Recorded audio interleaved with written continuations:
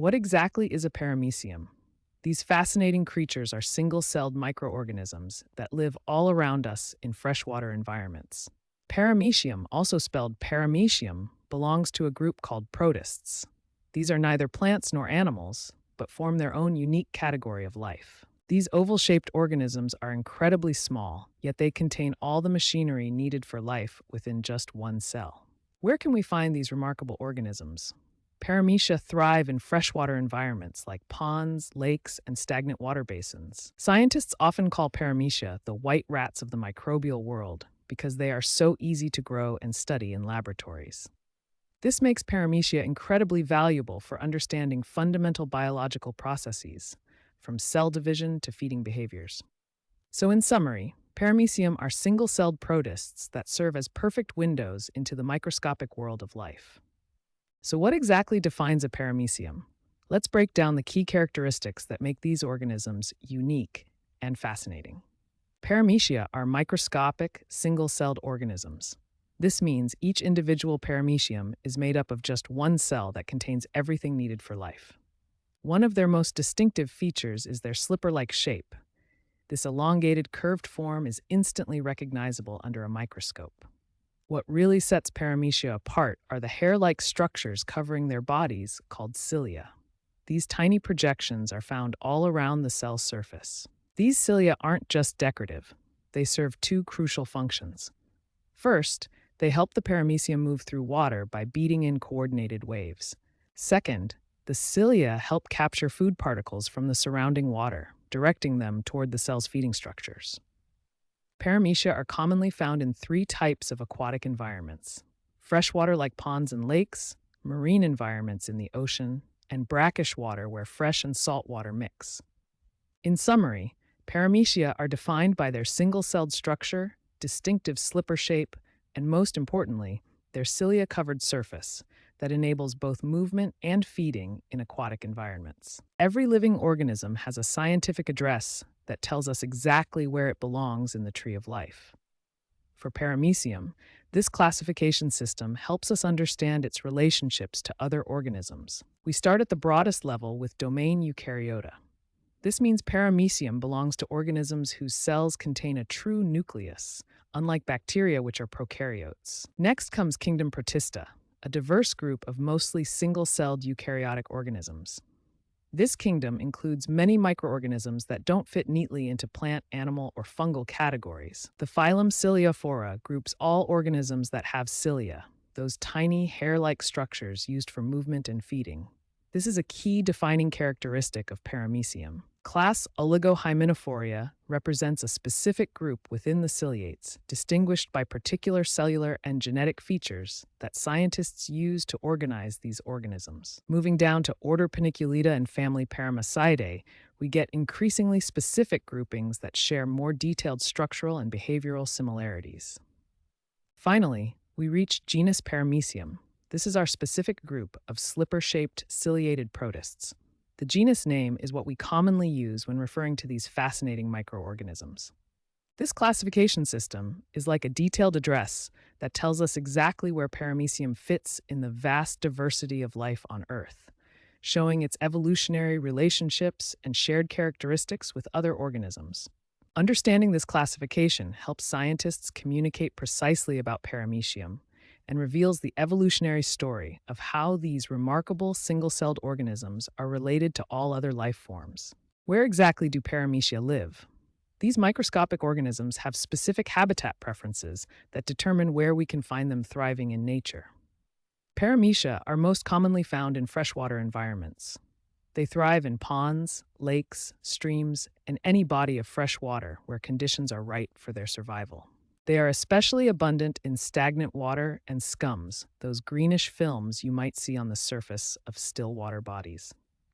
These environments provide rich feeding opportunities. While freshwater is their primary home, Paramecia can also be found in marine and brackish water environments, showing their adaptability to different salinity levels. An important behavior of Paramecia is that they often attach themselves to surfaces. You'll find them clinging to rocks, plant material, and other submerged objects in their aquatic homes. Paramecia prefer warm, stagnant water conditions. These environments provide optimal temperatures for their metabolism and abundant food sources like bacteria and organic matter. So, next time you're near a pond, lake, or any body of water, remember that there might be an entire microscopic world of Paramecia thriving just beneath the surface, playing their important role in aquatic ecosystems. Did you know there are different types of Paramecium? The microscopic world of these single-celled organisms is far more diverse than you might expect. Currently, scientists have identified and classified 19 recognized morphospecies of Paramecium. Each morphospecies represents a distinct form with its own unique structural characteristics. Among these 19 species, there are 5 particularly common examples that scientists frequently study. Let me show you these fascinating varieties. First, we have Paramecium aurelia, shown here in light blue. This species is part of a complex group and is widely used in laboratory research. Next is Paramecium caudatum, the most well-known species. Notice its elongated slipper-like shape that tapers to a point at the posterior end. Paramecium berseria is particularly interesting because it forms symbiotic relationships with green algae, giving it a distinctive greenish appearance. Paramecium woodruffi represents another distinct morphospecies with its own unique size and structural characteristics that distinguish it from its relatives. Finally, Paramecium trichium completes our common examples. Each of these species demonstrates the remarkable diversity within this single genus. What makes this diversity so remarkable is that each species has evolved its own unique characteristics. These differences include variations in size, shape, feeding preferences, and even reproductive behaviors. This incredible diversity within the Paramecium world demonstrates how evolution has shaped these microscopic organisms to thrive in different environments and ecological niches. How big are these fascinating microscopic creatures? Paramecium species vary significantly in size, ranging from 50 micrometers to 330 micrometers in length. To visualize this range, imagine a scale where the smallest Paramecium measures just 50 micrometers, while the largest can reach 330 micrometers. Here we can see the dramatic size difference. The smallest Paramecium is quite tiny, while a typical Paramecium caudatum falls in the middle range, and the largest species can be over 6 times bigger than the smallest. Now let's focus specifically on Paramecium caudatum, one of the most commonly studied species. Paramecium caudatum typically measures between 170 and 330 micrometers in length, with most specimens falling in the 200 to 300 micrometer range. To put this in perspective, a typical Paramecium caudatum is about 1/4 the width of a human hair. While definitely microscopic, they're large enough to be easily visible under a light microscope. At 0.2 to 0.3 millimeters, they're roughly the size of a very small grain of sand.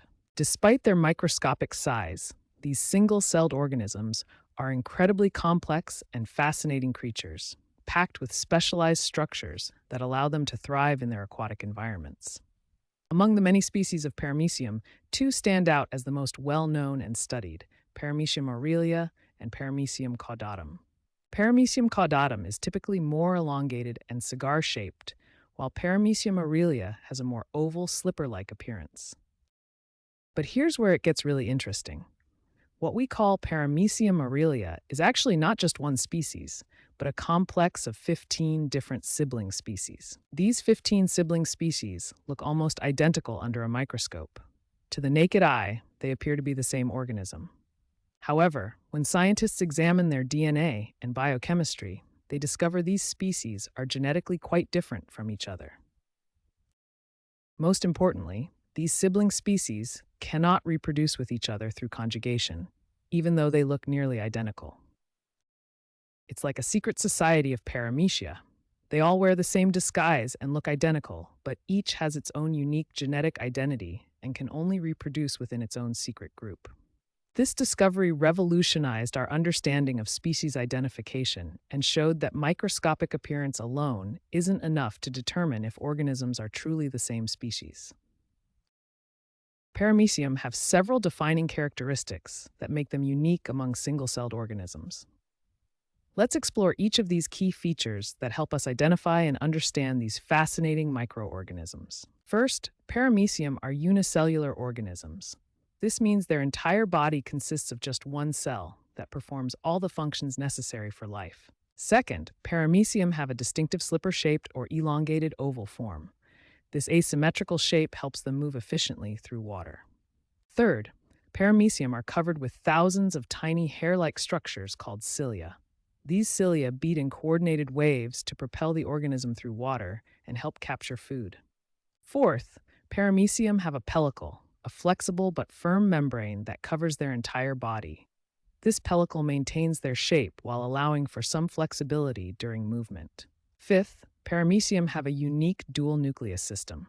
They contain one large macronucleus that controls daily functions and one or more small micronuclei involved in reproduction. Sixth, Paramecium have contractile vacuoles that act like tiny pumps. These structures collect excess water and pump it out of the cell, maintaining proper water balance. Seventh, Paramecium have an oral groove, a funnel-shaped depression that channels food particles into the cell. This structure is essential for their feeding process. Finally, Paramecium are heterotrophic organisms, meaning they cannot make their own food and must consume other organisms like bacteria, algae, and small organic particles to survive. These 8 characteristics work together to make Paramecium highly successful single-celled organisms. Their unique combination of structure and function allows them to thrive in aquatic environments worldwide. Now we'll examine the key structural components of a paramecium, starting with 2 essential features that define how this microscopic organism interacts with its environment. The pellicle is a flexible, firm, and thin membrane that covers and protects the entire body of the paramecium. Think of it as the cell's skin. It's elastic and gives the paramecium its definite slipper-like shape. Covering the entire surface of the paramecium are thousands of tiny hair-like structures called cilia.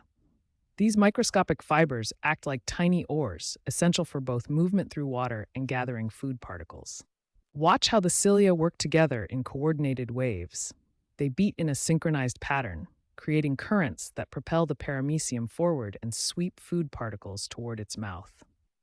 Together, the pellicle and cilia form a perfect partnership. The pellicle maintains the paramecium's shape and protects its internal structures, while the cilia provide the power for movement and feeding, making the paramecium a highly efficient microscopic swimmer. These 2 structures work together to make the paramecium one of nature's most successful single-celled organisms. Now we'll examine 2 crucial feeding structures of the paramecium, the oral groove and the cytostome. These work together like a sophisticated food collection system. The oral groove is a large, shallow depression located on the ventrolateral side of the paramecium. Think of it as a funnel-shaped collection area that captures food particles from the surrounding water. At the deepest part of the oral groove, we find the cytostome, also called the cell mouth. This is the actual opening where food particles enter the paramecium's interior. The feeding process works like a tiny conveyor belt system. Cilia around the oral groove beat in coordinated waves, creating water currents that sweep food particles toward the cytostome. Watch as food particles are swept along the oral groove toward the cytostome. The coordinated beating of cilia creates a current that efficiently guides bacteria and other small organisms into the cell. Once food reaches the cytostome, it passes through the cytopharynx, a short tube that leads deeper into the cell where digestion begins. This elegant system ensures the paramecium can efficiently capture and process nutrients from its environment. This feeding system demonstrates the remarkable efficiency of single-celled organisms. The oral groove and cytostome work together to ensure the paramecium can thrive in its aquatic environment. Now we'll examine 3 important structural components of the paramecium: the cytopage, ectoplasm, and endoplasm. Each plays a vital role in the cell's daily functions. First, let's look at the cytopage, also called the anal pore. This small opening is located on the ventral surface of the paramecium, positioned behind the oral groove. The cytopage serves as the cell's waste disposal system. When food particles have been digested and nutrients absorbed, any undigested material is expelled through this opening, keeping the cell clean and healthy. Next is the ectoplasm, the thin, clear outer layer of the cytoplasm. This transparent region lies just beneath the pellicle and contains important cellular structures. The ectoplasm houses the cilia that you see extending from the cell surface, as well as fibrillar structures and defensive organelles called trichocysts. This layer is essential for movement and protection. The endoplasm is the inner region of the cytoplasm, containing the majority of the cell's organelles and metabolic machinery. This is where most of the cell's life processes occur. Within the endoplasm, you'll find mitochondria for energy production, food vacuoles for digestion, various granules for storage, and most importantly, the nuclei that control all cellular activities. Together, these three components work in harmony. The cytopage eliminates waste, the ectoplasm provides structure and movement, and the endoplasm houses the essential organelles that keep the paramecium alive and functioning. Now we'll examine two crucial internal structures of the paramecium, the trichocysts and the nucleus system. These components work together to protect the cell and control its vital functions. First, let's look at the trichocysts. These are small, bottle-shaped structures scattered throughout the paramecium's cytoplasm. Each trichocyst is filled with a special fluid and acts like a tiny defensive weapon. When the paramecium is threatened by predators or harmful chemicals, these trichocysts can rapidly discharge their contents, creating a protective barrier or deterrent around the cell. Now let's focus on the nucleus system. Unlike most cells that have just one nucleus, paramecium has two distinct types: the large macronucleus and the smaller micronucleus. The macronucleus is the larger, kidney-shaped structure that controls the day-to-day activities of the cell. It manages metabolism, feeding, and movement, essentially running the cell's daily operations. The micronucleus is much smaller and rounder. This structure is essential for reproduction, containing the genetic material that gets exchanged during sexual reproduction processes like conjugation. Together, these two nuclei create a division of labor. The macronucleus handles immediate cellular needs, while the micronucleus preserves and manages genetic information for future generations. These structures, the defensive trichocysts and the dual nucleus system, demonstrate the remarkable complexity and organization found within this single-celled organism. Now we focus on one of the most important structures for the paramecium's survival, the contractile vacuoles. These specialized organelles are essential for maintaining the cell's water balance. Paramecium typically has two contractile vacuoles located near opposite ends of the cell. These structures are like tiny water pumps that work continuously to keep the cell healthy. The primary function of contractile vacuoles is osmoregulation. Since paramecium lives in freshwater environments, water constantly enters the cell through osmosis. Without a way to remove this excess water, the cell would swell and burst. Watch as water molecules continuously enter the paramecium from its freshwater environment. This creates a constant challenge that the contractile vacuoles must address. The contractile vacuoles work in a rhythmic cycle. First, they collect excess water from the cytoplasm, gradually filling up like tiny balloons. Then, the vacuoles contract forcefully, expelling the collected water through temporary pores in the cell membrane. This prevents the cell from taking in too much water and bursting. Think of contractile vacuoles as tiny water pumps working around the clock. Just like a pump removes excess water from a basement, these organelles remove excess water from the cell to maintain the perfect internal environment. This pumping cycle repeats continuously throughout the paramecium's life, ensuring proper water balance and cell survival in its freshwater habitat. Without contractile vacuoles, paramecium could not survive in freshwater environments. These remarkable structures demonstrate how even single-celled organisms have sophisticated mechanisms to maintain their internal balance. Paramecia are remarkable swimmers, propelling themselves through water using thousands of tiny hair-like structures called cilia. These microscopic oars work together in perfect coordination to create one of nature's most efficient swimming systems. Each individual cilium performs a two-phase beating cycle. First comes the effective stroke, a fast, powerful movement where the cilium stays relatively stiff and pushes against the water. Then comes the recovery stroke, a slower, more flexible movement where the cilium curls and sweeps forward in a counterclockwise motion, preparing for the next effective stroke. When thousands of cilia beat together in coordination, they create waves of activity that sweep across the cell surface like wind blowing across a field of grain. This coordinated movement is called the ciliary carpet. This coordinated ciliary action allows Paramecium to move in multiple ways. They can swim forward at impressive speeds, rotate around their axis, and even reverse direction when they encounter obstacles. Paramecium are surprisingly fast swimmers, capable of reaching speeds up to 2 millimeters per second. That might not sound like much, but for a microscopic organism, it's equivalent to a human swimming at about 6 miles per hour. When a paramecium encounters an obstacle or unfavorable conditions, it performs an avoidance reaction. The cilia reverse their beating direction, causing the organism to stop, spin, or turn away from the obstacle before resuming forward movement. This sophisticated movement system makes Paramecium highly effective at navigating their aquatic environment, finding food, and avoiding dangers. The coordinated beating of thousands of cilia represents one of nature's most elegant solutions to microscopic locomotion. Paramecium are like tiny living vacuum cleaners, constantly searching for food in their aquatic environment. But what exactly do these microscopic organisms eat? Paramecium primarily feed on three main types of food: bacteria, algae, and yeasts. These tiny organisms make up the perfect meal for a hungry paramecium. Most paramecium are heterotrophic, meaning they cannot make their own food and must consume other organisms to survive. They are like the carnivores of the microscopic world. However, some paramecium species are mixotrophic. These clever organisms have formed partnerships with tiny algae that live inside their cells, providing them with additional nutrients through photosynthesis.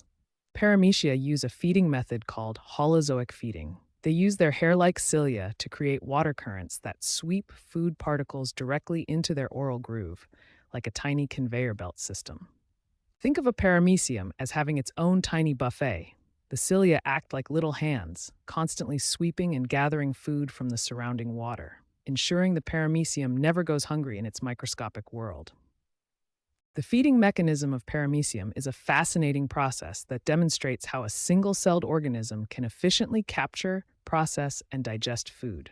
Let's explore each step of this remarkable biological system. First, the paramecium uses its cilia to create water currents that sweep food particles toward the oral groove. These hair-like structures beat in coordinated waves, acting like tiny oars to direct bacteria and other small organisms into the feeding apparatus.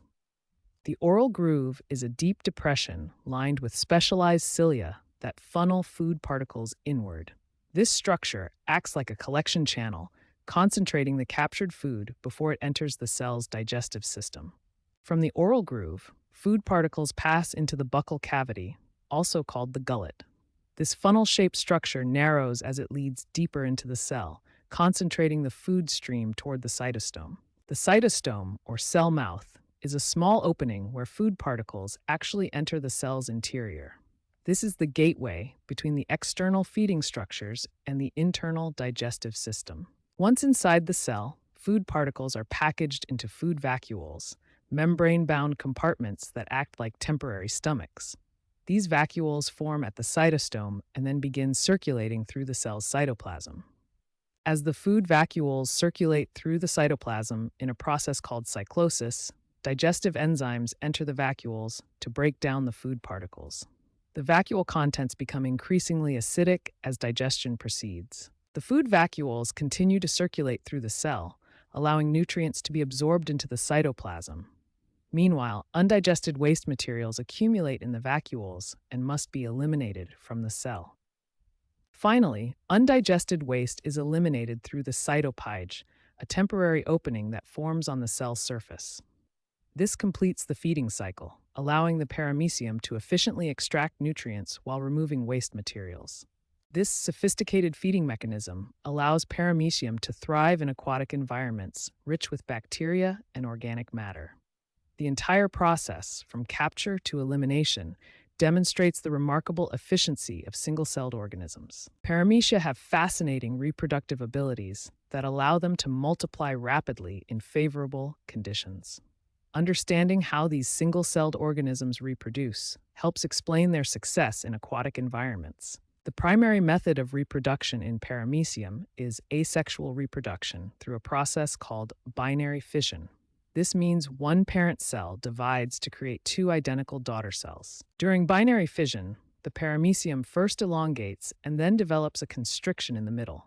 The cell gradually pinches inward until it completely separates into two independent cells. The speed of reproduction is remarkable. A well-fed paramecium can complete one cycle of binary fission every 6 hours. This means the population can double every 6 hours under optimal conditions.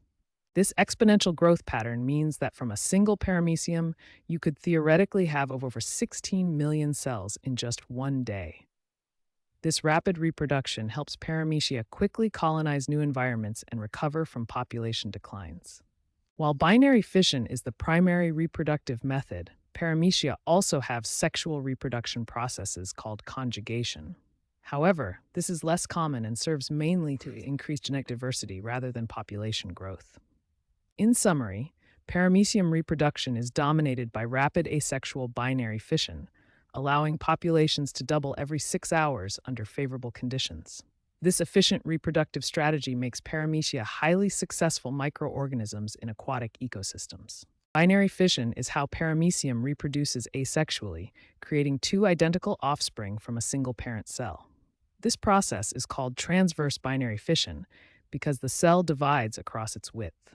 The process begins when the paramecium cell starts to elongate and prepare for division. The cell becomes longer as it prepares to split into two parts. During division, the two types of nuclei behave very differently. The small micronucleus undergoes mitosis, which is the normal process of cell division where chromosomes are carefully separated. Meanwhile, the larger macronucleus divides through a different process called amitotic division. This means it splits without the organized chromosome separation seen in mitosis. The gullet, which is the feeding structure of the paramecium, also divides into two parts so that each new cell will have its own feeding apparatus. As the division continues, a constriction forms in the middle of the cell, gradually pinching the cell into two separate parts. This creates the characteristic transverse division. Finally, the division is complete. The single paramecium has become two genetically identical daughter cells, each with its own micronucleus, macronucleus, and gullet. This process ensures the continuation of the paramecium lineage. Conjugation is a fascinating sexual reproduction process in paramecium that creates genetic diversity. Unlike simple cell division, conjugation involves two separate paramecium cells working together to exchange genetic material. The process begins when two compatible paramecium cells of different mating types encounter each other. These cells are attracted to one another and begin to move closer together. When the two cells make contact, they form a cytoplasmic bridge between them. This bridge allows the cells to exchange genetic material while remaining as separate organisms. Now we need to focus on what happens inside the nuclei. Each paramecium has two types of nuclei, a large macronucleus and a smaller micronucleus. The micronucleus is crucial for conjugation. During conjugation, the micronucleus in each cell undergoes meiosis, a special type of cell division that reduces the chromosome number by half. This creates haploid micronuclei ready for exchange. Next comes the crucial exchange step. Each paramecium sends one of its haploid micronuclei across the cytoplasmic bridge to the other cell. This is where the actual genetic recombination occurs. After the exchange is complete, the two paramecium cells separate. Each cell now contains genetic material from both original parents, creating genetic diversity that wouldn't exist through simple cell division. Finally, each cell destroys its old macronucleus and creates a new one from the exchanged genetic material. This completes the conjugation process, resulting in two genetically recombined paramecium cells. When we place a paramecium under a microscope, we enter a fascinating miniature world. Even though paramecia are microscopic, they're actually large enough to be seen with the naked eye under ideal conditions. At first glance, we might see just a tiny moving speck. But as we adjust our focus and increase magnification, the incredible details of this single-celled organism become visible. Under high magnification, the paramecium's distinctive slipper shape becomes clearly visible. This elongated, oval form is perfectly adapted for swimming through water. All around the cell's surface, we can observe thousands of tiny hair-like structures called cilia. These cilia beat in coordinated waves, propelling the paramecium through the water like microscopic oars. The characteristic slipper shape and the beating cilia are two of the most obvious features we can identify when observing a paramecium under the microscope. Looking inside the cell, we can identify several important internal structures. The contractile vacuoles appear as clear, circular areas that rhythmically expand and contract to regulate water balance. The nucleus appears as a large, dense oval structure, often the most prominent feature inside the cell. This contains the paramecium's genetic material.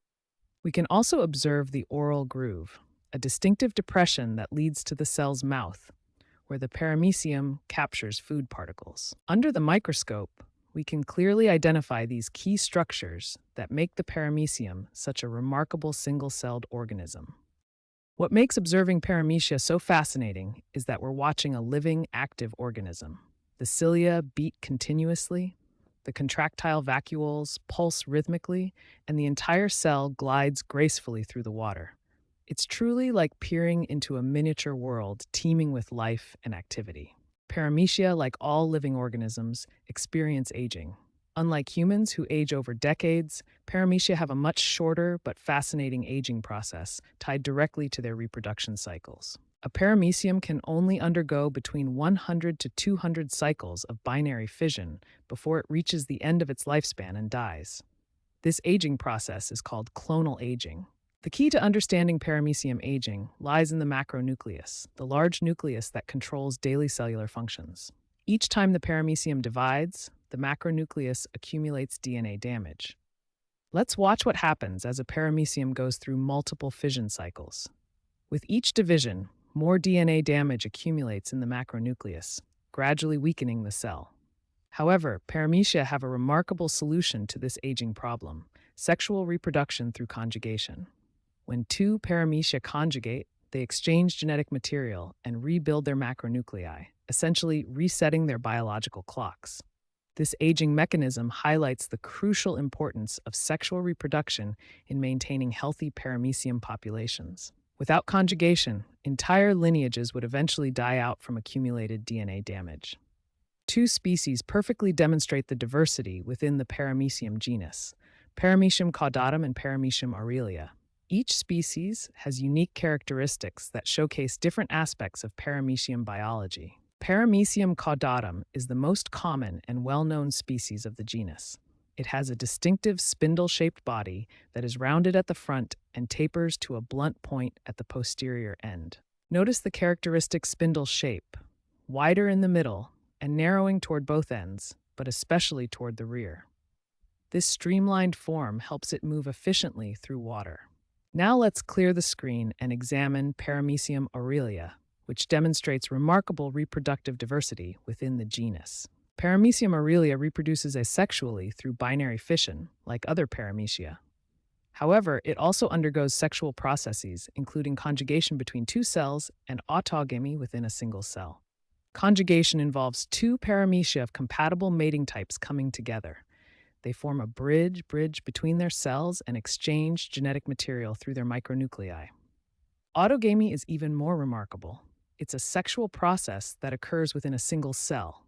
The paramecium undergoes meiosis and genetic reorganization without needing a partner. These two species perfectly demonstrate the incredible diversity within the Paramecium genus. From the common spindle-shaped caudatum to the reproductively complex aurelia, each species has evolved unique strategies for survival and reproduction. The Paramecium genome represents a remarkable achievement in molecular biology. Scientists have successfully sequenced the complete genetic code of these fascinating microorganisms. The sequencing was completed using Paramecium tetraurelia as the model species. This groundbreaking work revealed something extraordinary about the Paramecium genome. The genome analysis provided evidence for 3 whole genome duplications that occurred during Paramecium evolution. This means the entire genetic code was copied 3 separate times throughout evolutionary history. The micronucleus of Paramecium aurelia species contains between 30 and 63 chromosomes.